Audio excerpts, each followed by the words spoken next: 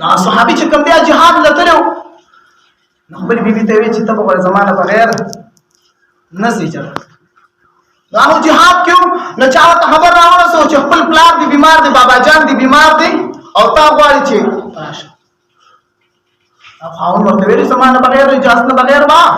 بهر ته نوځي نبی رسول الله والسلام بس چټي رااله چې دې خاون ته وایي چې هغه پلار بیمار دی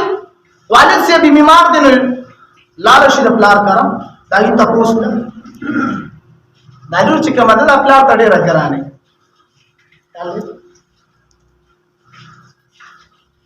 نو چې پلار ته لالور ویني ډیر زیات خوشاله شي نو هغه چې کوم دی نبی رسول الله والسلام ته فرمایل وی خو بدای چې تر خپل خاوند خبرونه خاوند ورته چې نه بزي نو په دیم ځل ورپسې اصول زبادو بس بیا چې کوم دی اړه رالي وی پلان دی چې کوم دی هغه ډیر زیات بیمار دی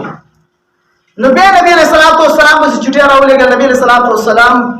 وی غوړ بدای چې تر خپل خاوند خبرونه بیا چې کوم دی بیا لاله